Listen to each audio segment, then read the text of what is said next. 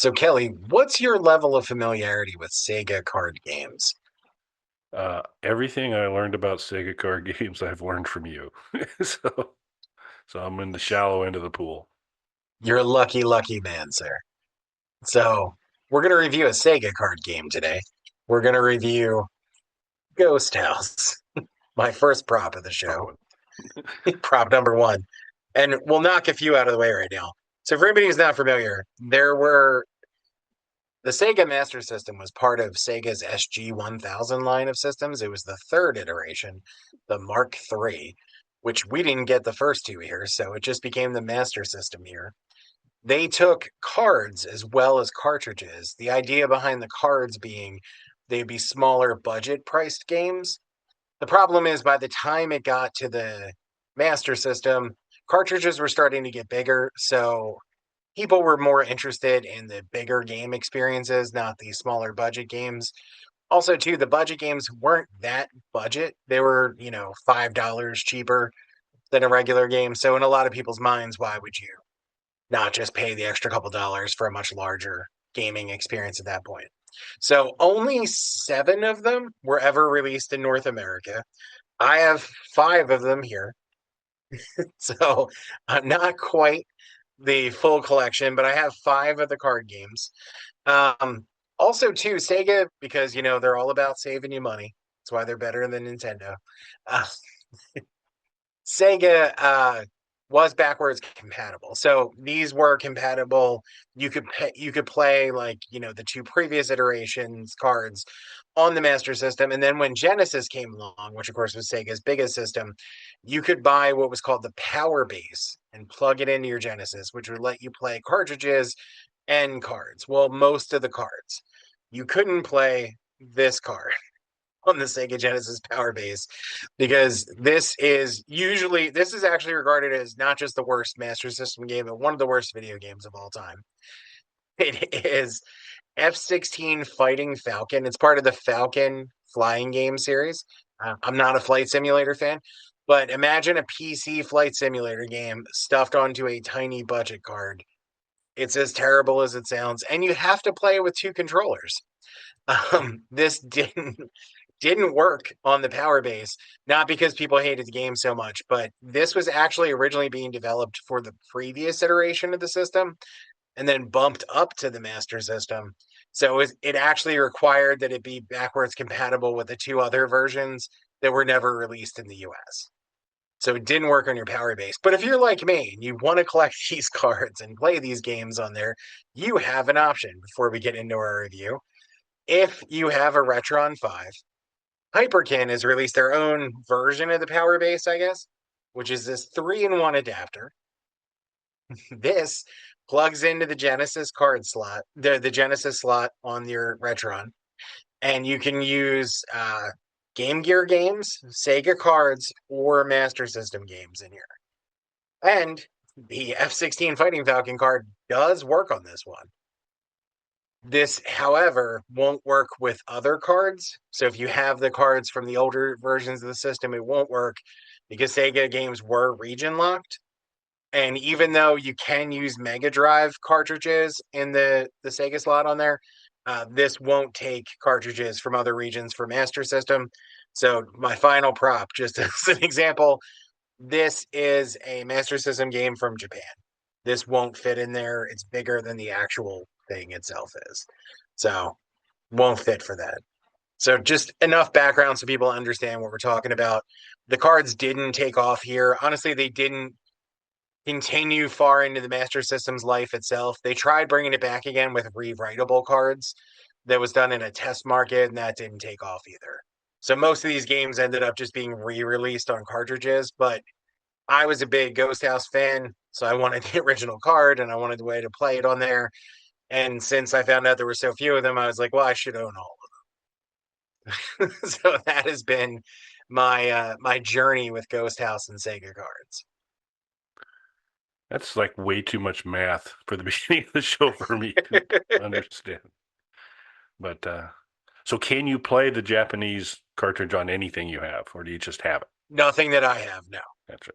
Okay. I just have this because I'm a huge fan of the game. I mean, Also, too, this allows me to legally play the ROM because I have a physical copy of it. I'm just a huge fan of this game. I'm a huge fan of Fist of the North Star, the franchise as a whole. There is an American version of this, but it was reskinned because at that time, not a lot of anime was available here. So they just figured most Americans wouldn't know what Fist of the North Star was.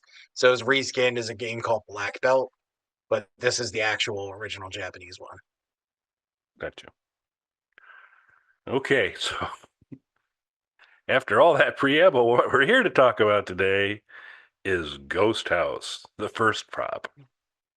And this, of course, is one of our review shows. So we're using the scientifically approved Panda rating system, 1 through 5. And I no, I don't know at this point. Mike Perry played his system by plugging it into a pipe upstairs and then connecting a couple copper wires, and then there was a fan involved, and then he was playing it. I, however, used my RG35XX to play Ghost House. So, and when So you many have, props for you guys today. yes. So when we were talking about this to get ready, Mike had asked if I had any experience with Ghost House, and I had not. And then when I brought up some information on it and saw the cover, I was like, that kind of looks familiar. And I blocked it out of my mind. But as to get my RG35XX thumbnail set up, it was kind of an arduous task to get everything done the way I wanted it done, have it laid out right.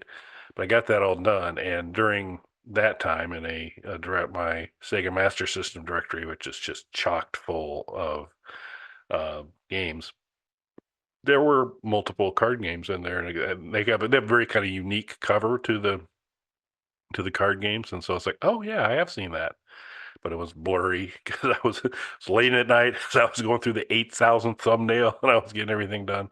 So I had it. So I will kind of give that a bit as a preamble because that's going to affect one of my ratings, which may not be entirely fair because I played it on RG35XX versus using another controller. Not that the Master System controller looks like it's the greatest thing in the world, but No, I it's extremely similar to the original NES controller, which is what I use because they're almost identical to layout. matchbox sized controller. Yeah. So, To Kelly's point, though, so Master System was known to have pretty poor cover design. It's something that it gets mocked for, rightfully so, to this day. All of the Master System game covers, for the most part, were a piece of white graph paper with a small sketch in the corner of something vaguely related to the game. And then somebody saw that and was like, hey, how can we make that way worse? What if it was the graph paper with a photo of a hand holding the card? You know, just like I did, showing off my prop. So I don't have the Ghost House box, but here's the My Hero box to give you an example. These are the real covers yep. of these That's what I games. remembered. And it got so bad, even at that time, people made fun of them. So for the only one that is different for the North American release, because everywhere else it still had that same cover, to try and I guess do something with it. They did do something different with Spy versus Spy. So this is only the American release of it, has like full cover art. This is actually more artwork than's on the cartridge games typically. So I don't know why we got a special one for this. That's the only reason I bought the full copy of this one. For My Hero, I actually bought a game only, but they sent me the fully boxed copy anyway. There you go. All right, so we're gonna get rolling on it, and the first category of our 5 categories is fun factor. I'll go ahead and go first on this one, and so I put it at a 4. So just maybe a quick. I guess we're gonna do a quick summary. It's a platformer game. Um, you're in a haunted house with multiple Draculas, which is interesting. Trying to gather up Dracula's some, plural. yep, gathering up gems. You got a couple of interesting monsters to deal with. You know, got something that looks like a ghost, but I guess in the manual it's described as death. So, but it looks like a Pac-Man ghost that had hit the gym, kind of a taller one there. fire breathing poop emoji. It looks like a mummy that's got a good mode, the good Egyptian mojo going on as it walks around. So that's kind of cool. Um, and trying to think, bats, lots of bats, and of course multiple Draculas. So it's a platformer. You go up and down. It's kind of cool because in the environment you can like jump up at one part and hit the light on the ceiling, and it'll freeze everybody for a little bit, which is kind of cool. So you're actually able to use certain parts of the house to help you out, and certain things happen like when you pass fireplace, etc. So given all that, it's a it's a I think a pretty entertaining game, and I did enjoy playing it. So I went with a fun factor of 4. Yeah, I agree with Kelly on this one. The only thing that keeps it, I really love this game. The only thing that keeps it from a five is something we're going to get to a little bit later. So I don't want to get too ahead of myself there. But I do think it's a lot of fun to everything that Kelly was saying. And to me, this is really what these card games are supposed to be in the way that they were pitched. It's a simple game. It's, one large, but one location, it's simple, straightforward platforming game, but it's difficult enough and there's enough little tricks to learn that there's replay value. It's not something you're going to buy, beat a day, and be done with it. So it really, for the fun factor, is a four. It is on the harder side, but we'll get into more of that later. It's the only thing probably keeping it from a five for me. Gotcha. Um, so next we'll go to controls. That's where I kind of did the caveat because I mean, so you're basically so you've got motion. It's platformer, so left, right, up, down. You got to do all that. You can punch, you can jump, you can do so many things simultaneously, and you can duck. Um, and I found on my RG35XX um, that on occasion I was having a little bit of trouble here and there. It wasn't simply player error, but it was some player error. So I'm going to go with a 3 on controls, and that's with an asterisk because I played it on an RG35XX. Yeah, I'm going to go a little bit higher. I'm going to go with a four again. Um, I don't like the controls for the Master System. But it's the same complaint that I would have about NES games. It's a small, very compact controller. It's not what we're used to now. It's not even what people were used to going from 16-bit forward. So it's just that tiny kind of form factor of it. It's not good for monster hands. It's not great when you're really caught up in the game and trying to move around quickly. The controls are responsive though. So I don't know if you had a responsiveness issue, if that was an RG35XX thing, but playing it off of the original card, even through the adapter, everything was nice and responsive. It just, the control sucks and the actual physical controller sucks. Now, if you are playing it, of course, legally through a ROM or a system like a Retron where you can use different controllers, it's easier when you're using different controllers. Makes sense. Um, so our next category is difficulty. Um, this is not an easy game. No. This is a game to play to completion. Um, you've you got to put in the time. It's not Zelda like time when we're looking through, and there's like full walkthrough of Zelda. It's various Zelda games, and it was like 6 hours, 8 hours. It's not that. In fact, I did find a walkthrough, and it said full walkthrough. I didn't kind of check it out completely to see if it was, but it clocked in at 38 minutes. But that's That I think sounds about right. somebody who's well versed in the castle and what they need to do, and on that. So from a difficulty perspective, and we kind of mentioned this on every show, it's not one's too easy and five's too hard. It's like to this kind of finding that sweet spot of is this game difficult enough that it's challenging, but you don't rage throw your controller across the room because it's way too difficult, punishingly hard, that type of thing. So I went actually with the 4 with difficulty. I thought this is definitely not easy, but it wasn't so hard that I hated it. And it so that's kind of where I ended up on that. So I'm actually Kelly was a little kinder than me on this one. I'm going to go with a three Okay. for difficulty.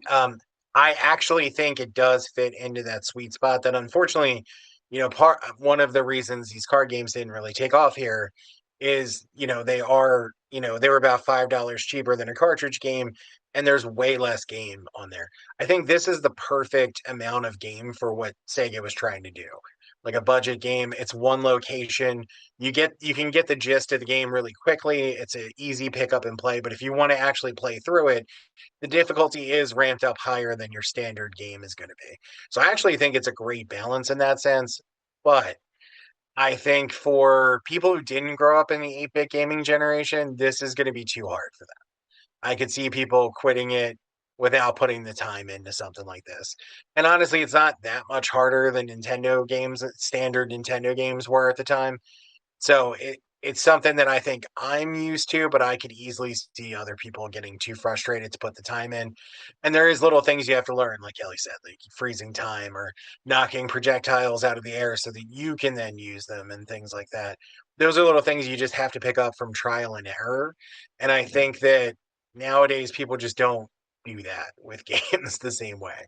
It's more about a longer, more immersive campaign, not learning the game. So that's why I would go with a 3 over a 4 on this one. Yeah, I got almost now. Certainly, the gameplay is much, much different. But I mean, I got a little bit of if you knew how to play Jaws, if you knew kind of the rules of the game of Jaws to be successful, it had a lot of that feel to me. Going through that obviously different environment, and Jaws isn't a platformer per se, but it was still. Um, I don't know. I just kind of felt that there was a similarity in kind of how the game felt from there. But this is like a much, much longer than Jaws kind of thing Yeah. from that perspective. Yeah, even with like you were saying 38 minutes, I could definitely see that if you know everything about the game. Like if you know how to use the environment and all that kind of stuff already, I could see beating it in 38 minutes. Okay, our fourth category is replayability. I went with a three pandas on this one, simply because of there's not a lot of there's levels to it, but you through the basically through changes in the coloring of things, you're on a new level.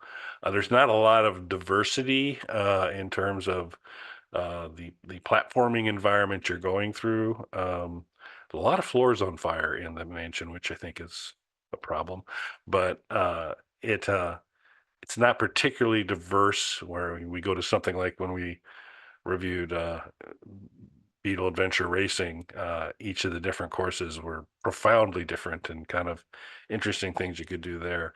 Here, progress through the game is just kind of more of the same, with just slightly increasing difficulty as things go on, and um, not a lot of not a lot of other diversity. So once you kind of master the game enough that you can kind of effectively go through and put in the time to finish it, I'm not sure how quickly you're going to rush back and say, "I want to do that again." So I kind of went with middle of the road three for replayability.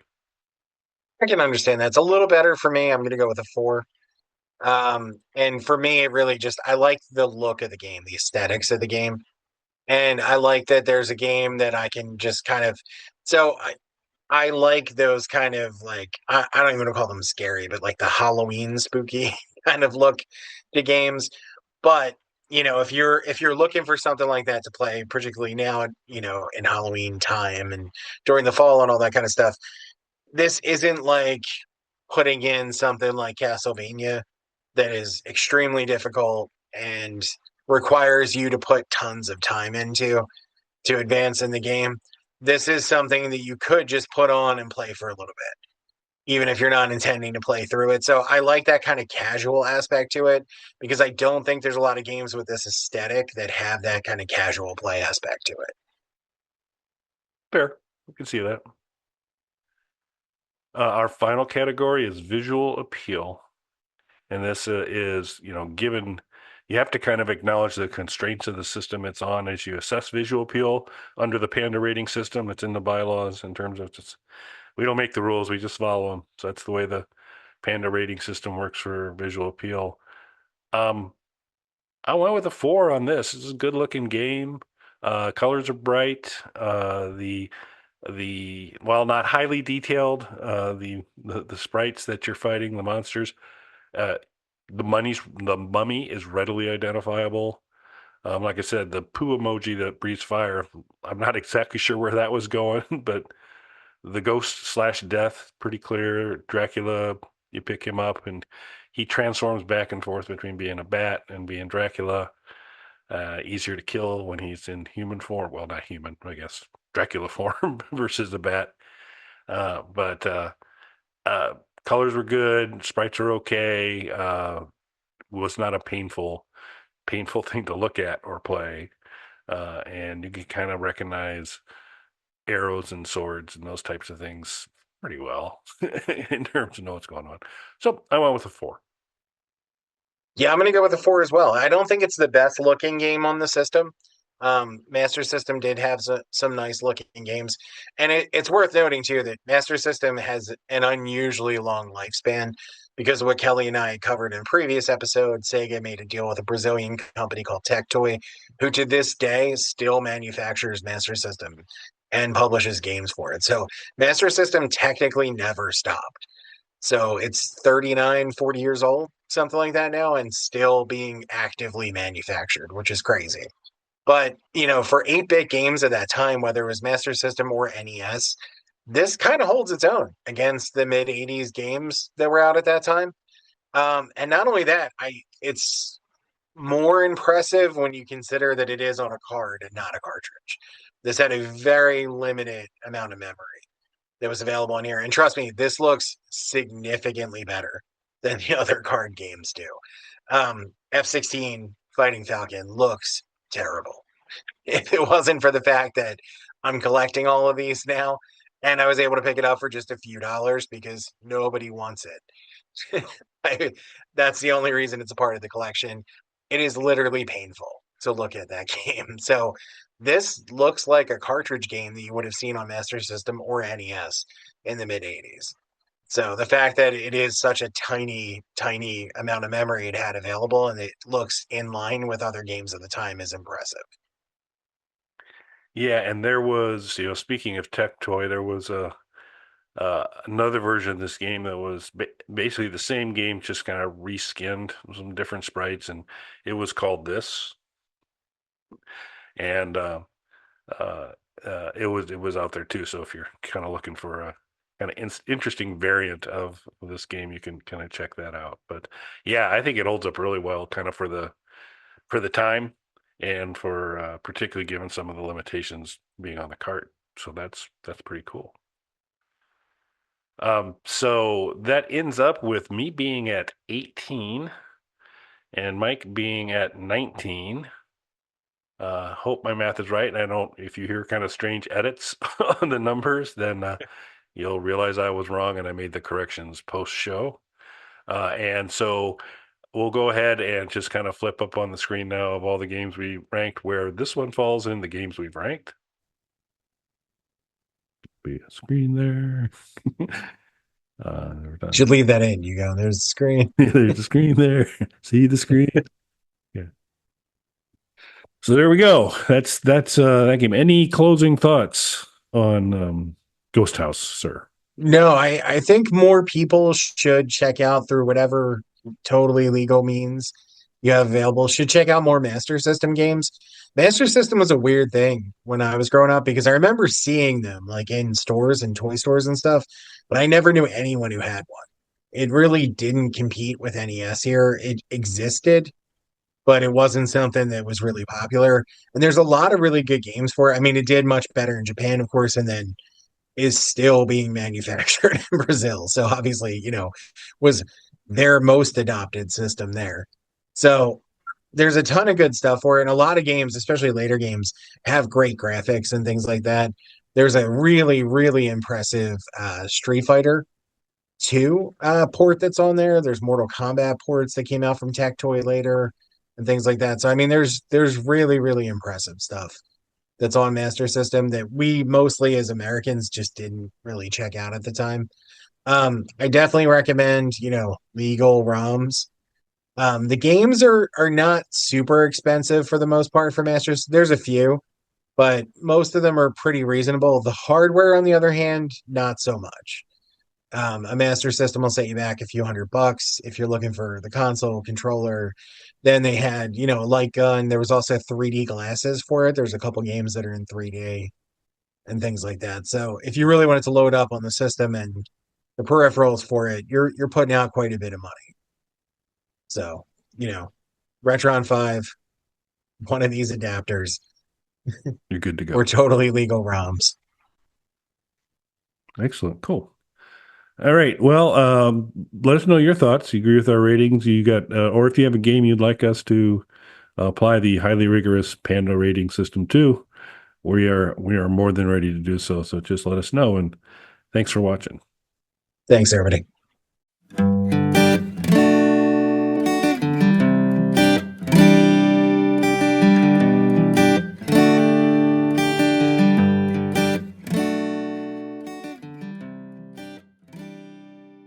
Bog Panda.